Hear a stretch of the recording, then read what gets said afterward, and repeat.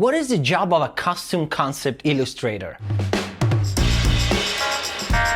Today, artist Maggie Chan, who has worked on projects like Yellowstone, American Horror Story, and The Woman King, reveals the intricacies of her work while also tackling important themes like what does it take to enter a union, what are some habits you should cultivate as an artist, and how is it working in live action different than animation? Hi, I'm screenwriter Pietro Schito and welcome to Schoolism Interviews, hosted by the talented Bobby Chu and presented by Write for Animation, my YouTube channel where I help you boost your storytelling skills.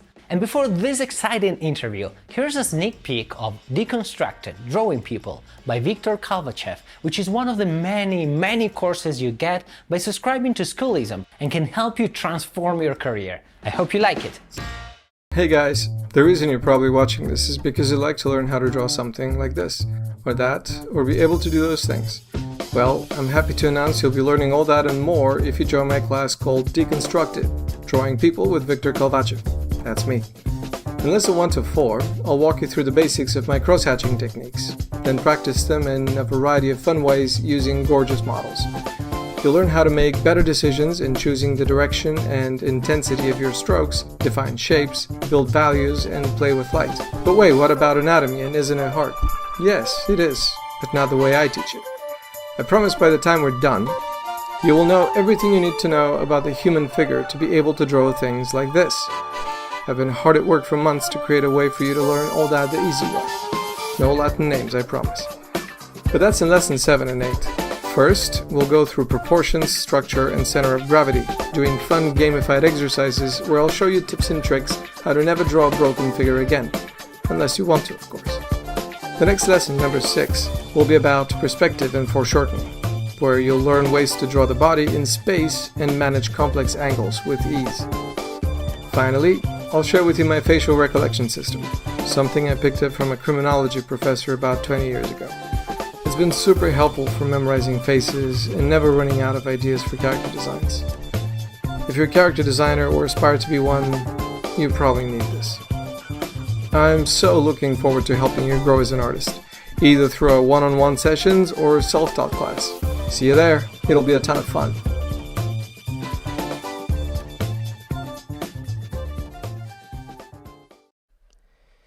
Hey Maggie, how's it going? Hello. Doing well. Fantastic.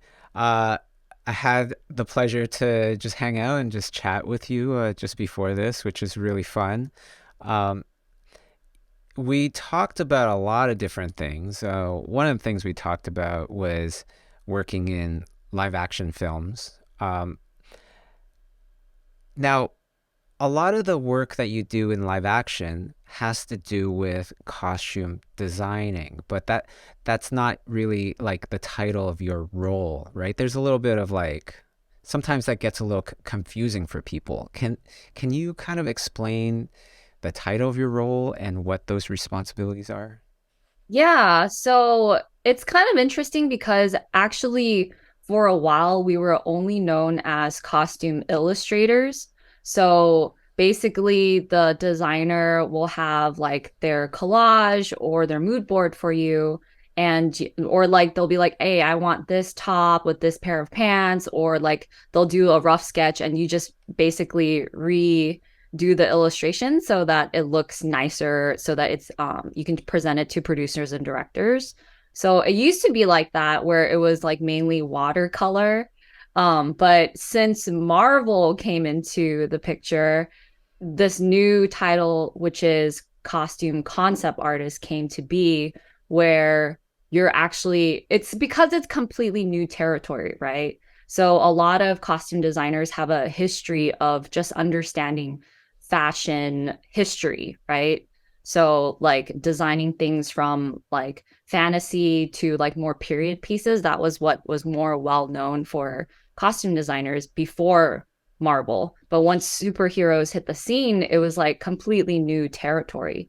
So that's when, as a costume concept artist, you work together in collaboration with the designer to come up with concepts that would be able to present to the studio, the director, producer. So Now I think the better term now is costume concept artist, no matter what. So yeah. I like it. It sounds nicer. It's also more the producers understand that terminology better because uh what is it, ADG, or like the, what is that called, the production designer hires a bunch of concept artists anyways to do production design, so they have a much better understanding of what concept artist is anyways, so it's an easier term to talk about or label ourselves as. Is there any kind of like, because sometimes you're mentioning Marvel. Marvel can have really interesting characters, and now with technology and CG and everything, there's a lot of very interesting characters in all sorts of shows, from The Last of Us to all sorts of things, where sometimes those characters and the costumes that they have almost like merge into one, where you're like, Rocket Raccoon, is that a costume, all those plugs, or is that like character design? You know what I mean? Yeah, it's a tricky thing in live action because you have different unions, right? So creature design is part of the art directors guild, whereas costumes is part of the costume designers guild. And then hair and makeup is also a different union as well. So you're not designing things from head to toe like you would in games or animation. You're only designing costumes, like something that is wearable on the actor's body. So it's a little different. And how did you get into the, costume concept designing? So I actually have an MFA in costume design. I went to grad school for it, hoping to become a costume designer one day. But I think after the pandemic, I realized that I just don't want to be on set and I don't want to deal with all the politics of being a costume designer. So I just decided it's just much better. And plus on top of that, I really love the artistic part, and that's what I love about costume design anyways. It's like it's basically storytelling through clothing, right? So if I can do that artistically and just draw and illustrate all day, that is something that I would much rather do. And so I I just decided to stick to costume illustrations. And then during the pandemic, I actually joined the union right before the pandemic. So there were like no jobs, and I'm like, oh my gosh, like I'm never gonna make it. But I actually took the time during, because when I first joined, I like my background is mainly more of like that style would be fashion watercolor illustrations. So but the standard right now for costume concept art is like hyper realistic, super rendered stuff, right? And Again, at the thanks to Marvel, probably, and all their yeah, awesome costumes. exactly. So because of that, like my skill level was actually not there. So during the pandemic, I was like, okay, how, thanks to my good friend Daniel Lim, he was like, you need to, if you want to make it in this industry, you have to learn how to photo bash, you have to learn how to create these hyper realistic costume renderings. And so I was like, okay, so I actually, that's when I started schoolism. That's when I started taking classes at CDA. And that is basically what I do. Like that's my level now. So from pandemic to now is like I just spent time like trying to learn it. And luckily because I was already proficient in Photoshop, it was like a really quick learning process for me, versus like someone who doesn't have any Photoshop background, it would have been like, I think it would have taken way longer. And going back to the union, a common question that people will ask is, how did you get into the union? You basically just have to submit your portfolio and you need 3 letters of recommendation.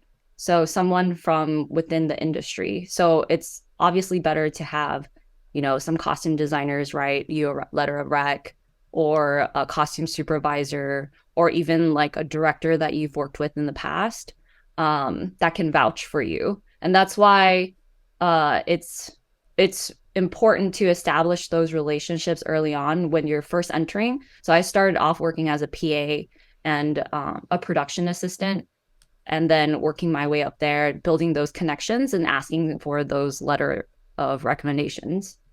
Now, Yeah. as we see all this lovely artwork that's going by and this wonderful montage of art that you gave me to put together, people will see, wow, she does a lot of stuff in like animation.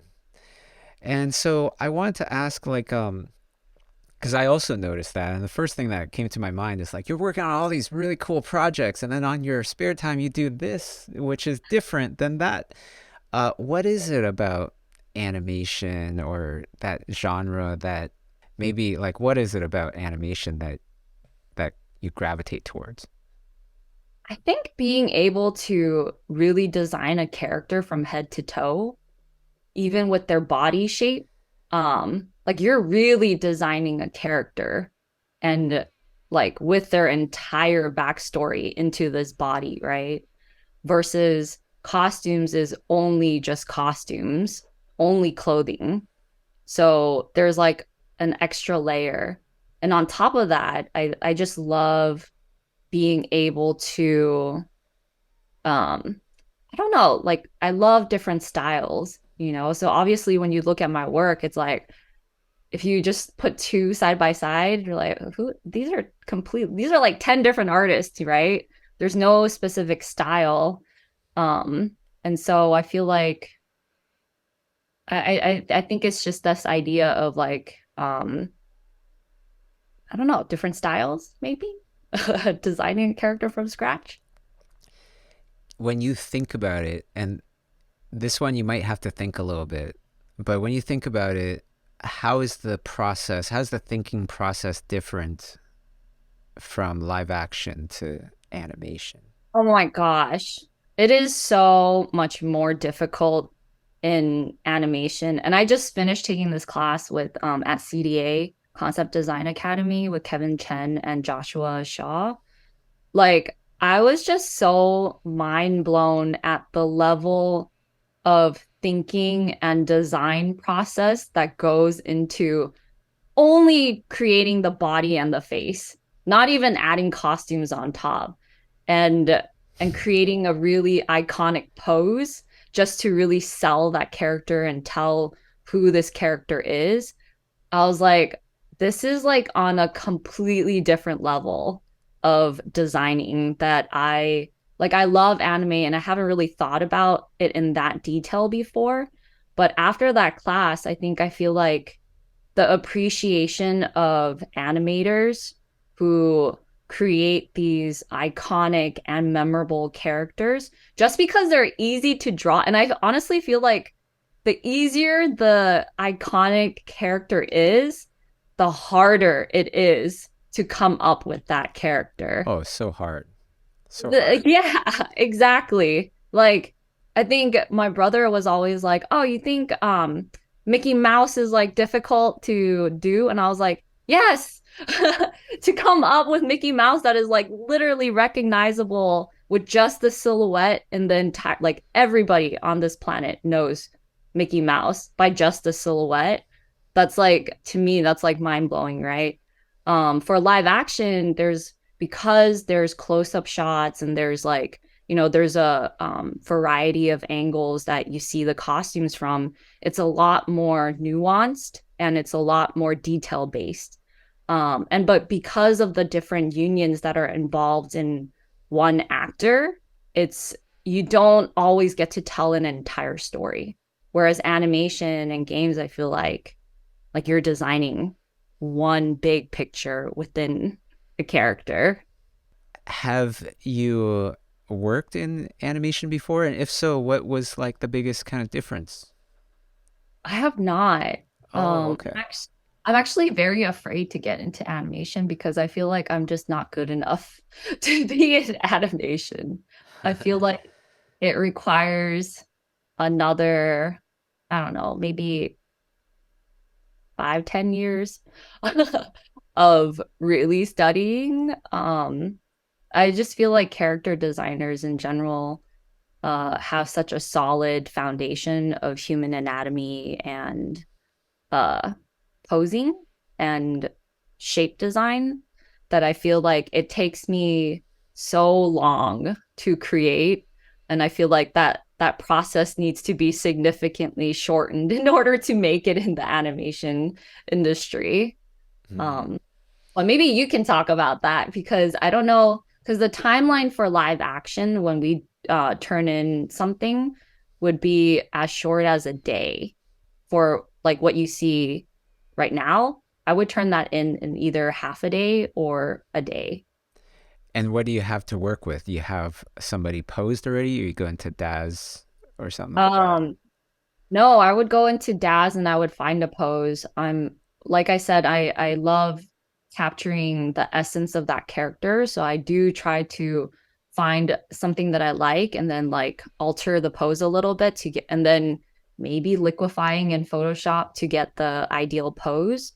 And then I would do research on clothing or whatever I can find on the internet to photo bash. And if I can't photo bash and I can't find a thing, then I'll paint it in and blend the two. Hmm. So, Yeah, you know what's scary though is like when you're working in animation, uh, generally the directors they know how to draw. You know what I oh, mean? It's right. like, Yes. I'm working with Tim Burton, he's drawing drawings to show me how Uh-huh. he wants those characters to be. I know he can draw. Or like Kevin Lima designed Ursula and Flounder and stuff. I'm like, okay, you were a character designer. I'm not going to show you character designs. That gets a little scary. That's true. Yeah. Yeah, it is. I think that's also why it's a little bit scary for me to be in animation. Whereas in live action, the designers are not graded on, their illustration capability. It's what is the end result and how is that going to fit on the actor's body, Yeah. right? So it's a lot more different. It's a lot, and you can get by with a lot of quote unquote mistakes, versus like if you were working with a director that already really knows how to draw, you're like, this perspective doesn't look right. This is not wrapping around the body, stuff like that. Yeah. What was the most challenging project that you were on? Uh, I would say Star Trek Picard. Everybody that I was working with, that we had like, so including me, there were including me, there were four concept artists, and everybody was pumping out designs so fast. And I was like, oh, man, I didn't even get to read the script. I don't know who this character is. And at that time, it was for the main villain. And for me, because like, of the costume design background, it's really, really hard for me to just like come up with a design from scratch without knowing anything about the character. And a lot of times that happens in live action because the time is so short. So the designer will be like, "Oh, just like here's the mood board, just come up with something, right?" And I'm like, "Oh my gosh, I don't know what to do." And so I spend a lot of time researching on my own to come up with designs. And I asked for the script because I was like, I don't know who this character is. I don't know how to design this villain. Um, yeah, that was really challenging. And but also at the same time, seeing everybody pump out like such fast designs, and I'm like, oh my gosh, I'm too slow for this job. So Oh, yeah, that yeah. was, that was challenging. Well, that is a funny like position to be put in, and that happens, for everybody listening. That happens in live action as well as animation, where a lot of times uh, you have the same job, the same task as somebody else, and then presentation time, you are in the same meeting, taking turns, showing your stuff, and almost like the parent going, "Oh, good job, Maggie. Bobby, try a little bit better next time," and so on and so forth. It's a very strange, Strange Yeah, position to be in. I can see that. Yeah, because like especially as artists, we pour our hearts and souls into stuff. We wear our kind of like our emotions on our in our pencil almost, you know. It's just out there exposed, and then they say, "Oh, is this good or not?" Can be quite daunting. Definitely. I agree. Yeah.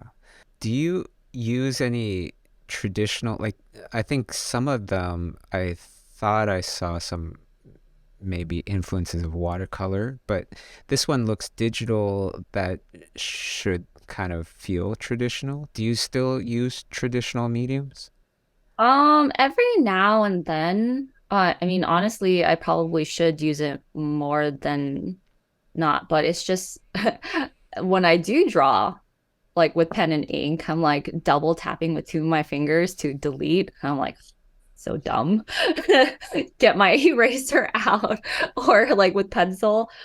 Just because I'm so used to drawing and like deleting so quickly. And I think that's the reason why I prefer digital more now is being able to, just delete things and like move things around instead of erasing. I think the time it saves is just you get to produce like your vision of artwork at a much faster rate than just sitting there and erasing every little line or mistake. So, And you talked a little bit about like getting put into intimidating circumstances. How do you deal with it? Whether you're good at dealing with it or not, how do you deal with it? deal with Like being in those kind of intimidating circumstances where you're like, okay, we're about to have this meeting and I have the same task as these other people and they're pumping out art like crazy. And okay, now it's the next meeting. And, like how do you deal with that intimidation? cry eternally. um, yeah, honestly, I don't have a healthy way of dealing with it. I think I just become really quiet, and my husband knows this. He calls me out on it all the time. He's like, Maggie, just go out, take a walk, and take a break. But I'm like so fixated on trying to just pump out whatever I can. Uh, and sometimes he just like forces me to, and then that's when I'm like, oh, okay, that was actually much better. I just needed a little break. Mm. Um, so it is not healthy of how I deal with anxiety. Now, this was a fantastic movie. I really like this, The Woman King. Congratulations working on that. Thanks. Yeah, it was a really great process working with Gersha. She's also from Canada. And another big blockbuster you worked on uh, is one of my assistant's favorite shows, actually, Yellowstone. Oh, right. She actually emailed me about it. Wow, that's so funny. Yeah. That, wow, okay. Yeah, that was really easy to work. I don't remember the designer's name right now off the top of my head, but she was really easy to work with. Like I said, all the designers that I worked with so far have been super easy to work with. I haven't had any issues. And then later on, I got to work on 1923, which is a Yellowstone spinoff with Harrison Ford and Helen Mirren with costume designer Janie Bryant. And she designed this as well. She was a designer for Mad Men, and she was super easy to work with as well. And her design sensibility is just like so good, so good. I love working with her. So, for all the costume designers that may stumble on this, what makes a costume designer really good to work with? I don't. Well, I haven't worked with any bad ones, Oh, so I don't yeah, totally. But know. what are kind of But like some of the traits that really make a good costume designer really good to work with for a costume concept illustrator? I think what makes my life the easiest is when the designer knows exactly what they want. Mm. But when they don't and they second guess themselves, that's when I feel like issues can come about because it takes a much longer, like, which is fine because, it like some things just take longer to explore. but a lot of the designers that I worked with so far have like a clear vision of what they want this character to look like, down to like the button of what they want this character to have. So I think that's, and it makes my job so much easier. Uh, and then there are also designers that are kind of like hands off because they're so busy with like running everything else. They give you like a little bit more creative freedom in designing like stuff. Um, so I got to work on like Picard's jacket. I think for the first 3 or 4 episodes, he wore this one jacket that I got to work on, and come up with different design options for him. Yeah, I think it's just like communication and also just being able to relay that information to you and not be like, hey, I don't know what I want. Here's a mood board, just go off of it. So yeah. I find when people do that, that's really great. And the challenging ones, which I also love and hate at the same time, is like one time I was designing for a director and he was like, this idea, this one is great. Give me 10 more that are at this level. Right. Yeah. That is definitely challenging. I hate it and I love it at the same time, because like generally at the end, that's going to give the best results. Yes, 100%. All right. Well, you know what? With all the different people that you've also worked with, can you maybe share a story about like somebody that was kind to you in the beginning of your career? Somebody that maybe had some sort of interaction with you that really stuck with you as a fond memory? Oh yeah. So when I first joined the union, it's a little bit intimidating because you as a newbie have looked up to some of these like concept artist giants for a very long time, right? And you're just entering the union and it's like they're like you're kind of part of their world, but you're also like not really there yet. But there was this one concept artist, Daniel Lim, who actually helped me out a lot in my career. He gave me so much advice on like, hey, don't charge under this rate, like you are worth this much, don't think that just because you're a newbie, you're not worth that much. And he sent me videos and tutorials and like, hey, learn this, learn that. And he really pushed me to be the concept artist that I am today. And he really helped me with that, especially with like whenever I had questions about the union or like anything, he was just super helpful. Wow, right on. Right on. That's a good one. Um, I also wanted to kind of chat with you about hours, when you're on a project, because there's been talks about like, oh, too many hours doing this kind of job or that kind of job, those kind of things. And I just want to not hear the standard that's out there, but just your own experience, Maggie. Okay, so whatever you got. But like when a project is really busy, Mhm. what can you expect in terms of like hours that you would have to work? Oh, minimum is 10 hours a day. So, and um, I think, I mean, technically 12 hours is the max, but I've worked on something for 16 hours just to make that deliverable. So, but 10 hours is the standard usually. Well, it's good to hear that things have changed, quite a bit, with hours At least especially. for illustrators or concept artists in general, but for designers and people who work on set, it is not just It's 10 hours. nasty. Yeah. Yeah, it's still pretty bad. So, unfortunately, I don't know if Hollywood has changed too much. Mm. Yeah, it's a tough thing because prices of tickets haven't really gone up the same kind of ratio that budgets of movies have gone up, right? Yeah. And like the scale of movies have gone up so much, it's incredible. Movies and games, game Crazy, industry, and yeah. you hear the same kind of issues with hours and things like that. Wow. I hope we can all kind of fix that in the future. leading into my next kind of topic because that makes me think about balancing your life. How does one balance their lives with such crazy demand? And the demand, it's almost like nothing or like, just bombarded with demands, right? Yeah. That's kind of like our industry, no?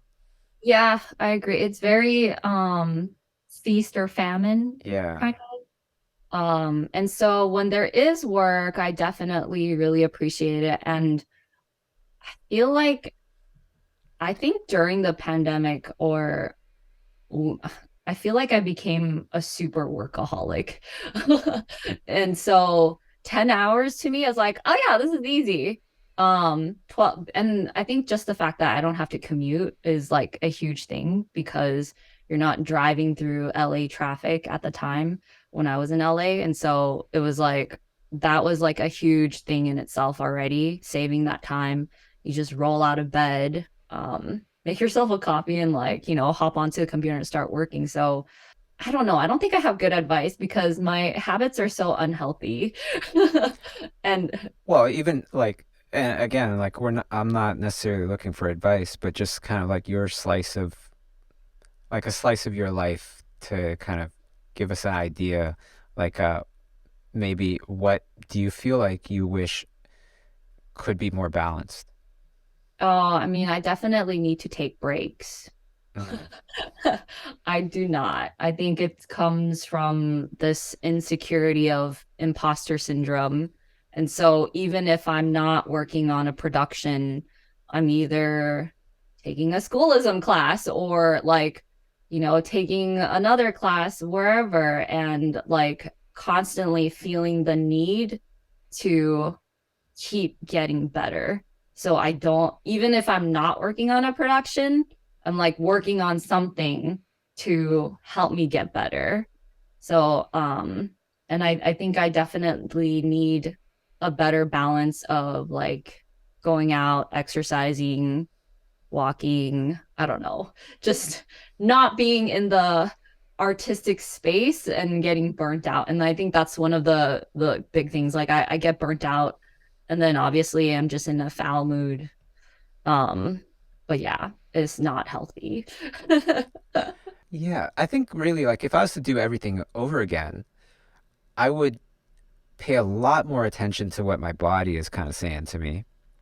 But Mm, also I would do exactly what I do now, which is I work if I have a really hard schedule, I set my timer every time, 25 minutes, and then I get up and I don't look at anything. I just think about the things I was doing for 5 minutes and take a little break. I come yeah. back, I look at it, and a lot of times it speeds things up, right? Because you're looking at it with fresh eyes. Yeah. No, I think the best thing that I've done is make the so I have a small dog and so before when I was just entering like I mean I say it like I've been in the industry forever but like literally when I was first in the industry I would literally not leave my computer desk. I would eat there. I would just like constantly be working and my husband would take care of everything in the house, including our small dog. And so now I make the conscious effort of like, okay, he needs to go outside and play for a little bit. I will at least And you after do too. yeah, at least going like for a couple of hours. Yeah. And it's still bad because I think I do need like an hourly break. I will go on for hours, but during the times when he does need to go outside, I will go take that break and go outside with him. Um, Whereas before I would just like literally work straight. So Yeah. yeah. Like I I actually time out my 5 minute break too. So like an Oh, alarm will go off after 5 minutes. So it's a tough day. Like if you do that for like 10 hours, 11 hours, you'll get a tremendous amount done, but you'll also be like really tired at the end.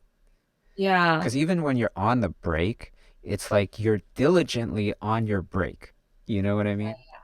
Yeah, you're still thinking about it. I don't know if you do this, but when I'm on my break, I'm just thinking about the design. And I'm Yeah. like, can I pull from this I like doing number? that. It really Yeah. helps. Yeah, it definitely helps. Just taking a step back. So that part I will highly recommend to everyone. Yeah, you can still like you said, you can still work really hard, but taking the breaks is probably the biggest factor and not killing your body over it. Like things are gonna be okay, and I wish that I knew that back then. Things will be okay, like you'll get it done. It's not like you're not gonna die or like you're not gonna get fired just because you took a couple like 5-minute breaks. So Agreed. Agreed. And good breaks, being able to take good breaks makes you more productive. It really does. totally. Well, this has been wonderful, Maggie. I have one last question that I generally ask everybody. I'm not sure if you kind of answered this one already, but if you think of the same person, maybe you could think of somebody different this time. And that is, rubbing shoulders with so many amazing people on so many amazing projects. You've gotten to kind of cross paths with so many. If you could thank somebody from your past, Maggie, somebody that did something for you that was truly special, or somebody that taught you something that was really, really great, who would you want to thank, and what did they do? Uh, can I say my husband? Yeah, of course. He's been like literally an emotional support through this. I feel like the artistic journey is very difficult, right? Especially when you feel like you're not good enough constantly. And I think that a lot of artists struggle with Oh yeah. the idea of like, even when you think like, even when other people look at your work and like, oh my gosh, you're so great, but you're like, no, I'm not. There's always a higher mountain to climb, right? Or they're And delusional. but I think that like the amount of time that I've like broken down and like cried because I felt like I was just not where I want to be. And him just like comforting me and like encouraging me that it is like a lifelong journey and you're you're at a place where you need to be right now has been so encouraging. And obviously I forget all the time, so he like constantly has to remind me, but it's been like really good that like my partner in life can fully support what I do and be able to see not only my progress but also like see the future me of what I could become. So yeah. I love it. I love that answer. All right. Well, thank you so much, Maggie. This has been a really wonderful conversation, and I hope our paths will cross again soon. At Lightbox. Yeah, at Lightbox. I'll see you there. Yes.